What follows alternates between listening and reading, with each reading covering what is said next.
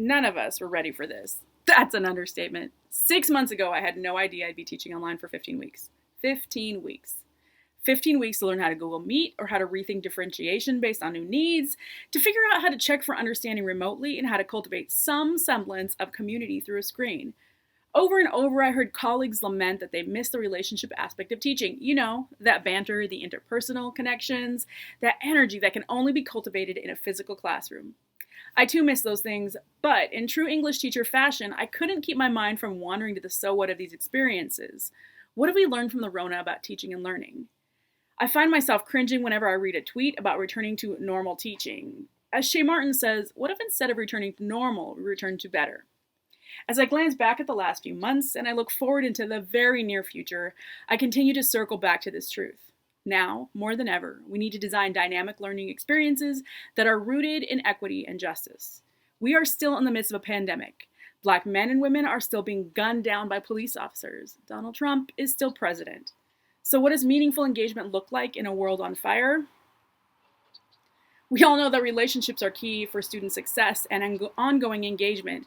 Many of us leverage those in-person relationships when we transition to remote teaching.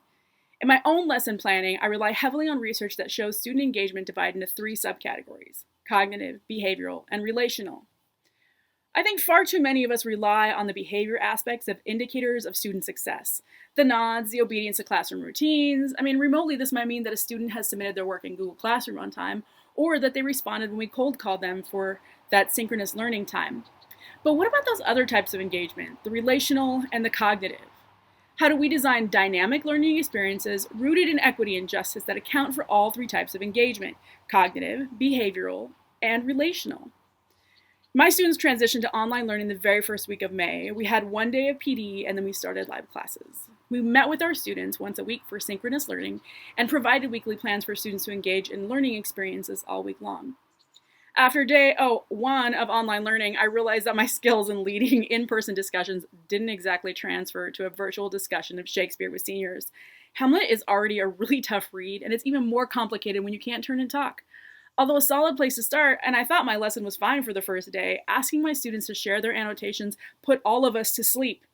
As for my sophomores, we transitioned to remote learning amidst reading Trevor Noah's Born a Crime. While I had the infrastructure and routine in place of reading a chapter, writing a dialogue journal, and discussing that writing, an online platform didn't cut it. Student-to-student discussion was very limited, and it was really difficult for students to make meaning with each other. As I navigated those 15 weeks of remote learning, I reminded myself to stay true to my values, to keep those essential elements of my classroom in place, maintaining an inquiry-oriented environment with discussion-based learning and a justice-centric lens. For those of you that know me, you know that I work tirelessly to establish a common classroom culture at the start of the year, one that is characterized by open-mindedness, acceptance, and doing our best. I pride myself in co-constructing this with my students.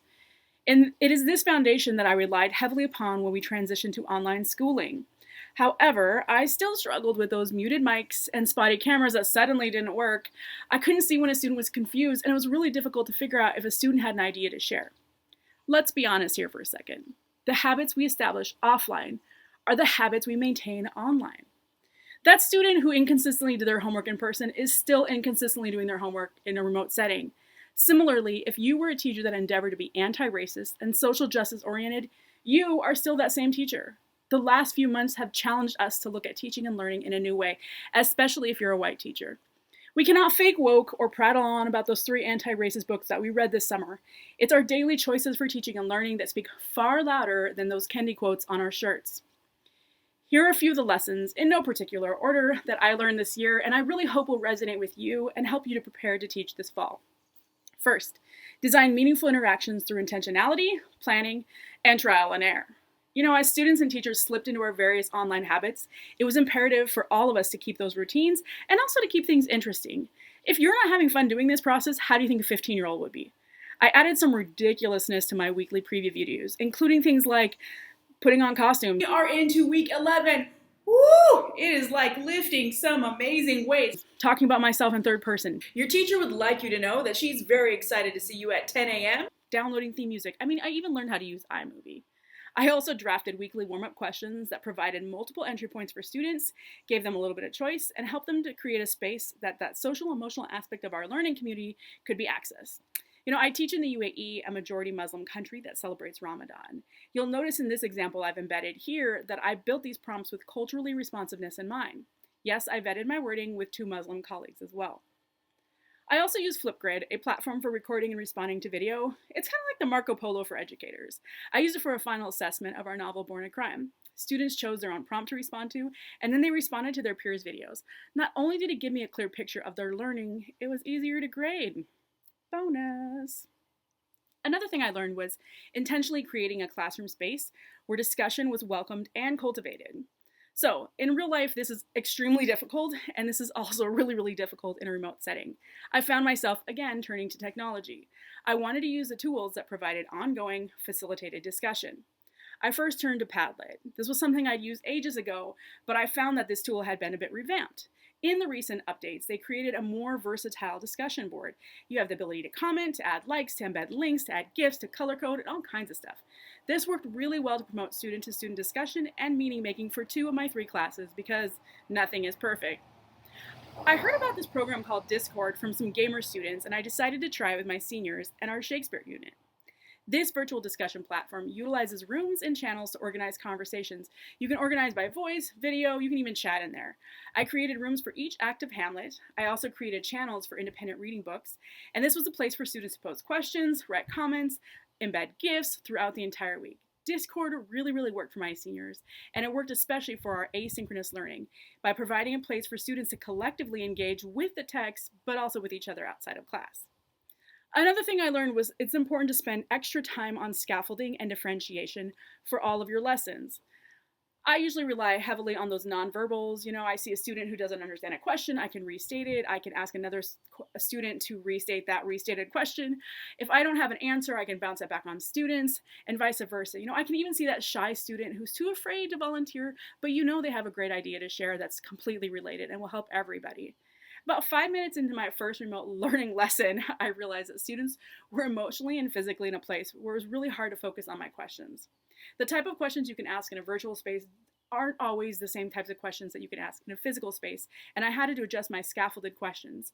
I started writing tiered questions, moving from recall level to evaluative and analytical level into my weekly plans. So this gave students a chance to see those questions in advance and to begin to think about them. I had students who wrote about them. I had students who just started sharing them in the middle of our first discussion.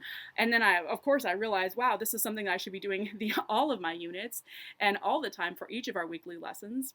Another thing that I realized that I should do is focus on 2 types of questions. So I began to ask the students the same 2 questions each week. Why did you pick this quote? And how does this quote connect to our previous learning? That routine really facilitated meaningful discussion in our on live lessons. Another thing to remember is to be patient, extra patient. The world is a burning dumpster fire and many of our students live unpredictable lives. Although I feel like I have my stuff together, I still created documents with missing scaffolded steps. I forgot to link to those articles I told them to read. I completely miscalculated how long a task would take. This was like being a first-year teacher all over again. And I'm a grown adult woman who's been doing this work for 14 years.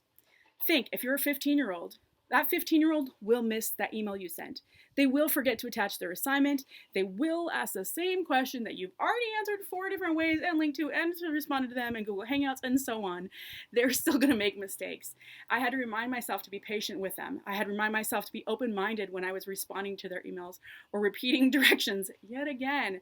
But I also had to remember to be patient with myself. We're all in this journey and we're all learning something here. I think probably the most important thing that I can do right now, and honestly that we can do right now, is to teach with equity and justice at the forefront of all of our choices. Everything I've outlined today is tied to my goal of creating an equitable classroom. As a curator of learning, you and I get to choose the text, we get to choose routines, and we choose our goals, of course embedding in those course objectives. But ideally, all year long, this is the kind of environment that you've created that allows for safe discussions on an array of topics, that embeds and includes the students to help you make those curriculum choices, that reflects a range of voices and perspectives and ideas about the world. Just because the world is a dumpster fire doesn't mean that you throw justice into that burning dumpster. A pandemic, remote learning, or an incompetent president is not an excuse to assigning irrelevant texts, using crappy handouts, or forgetting everything that you've ever learned about effective teaching and learning. None of this is easy, but it's not impossible. As we face our students this fall, let's be committed to designing meaningful learning experiences that meet them where they are and center equity and justice. Let's embrace the imminent change and intentionally plan for a better, a less racist, less sexist, less classist, less all of the ists, but a more just version of schooling this fall. Thank you for your time.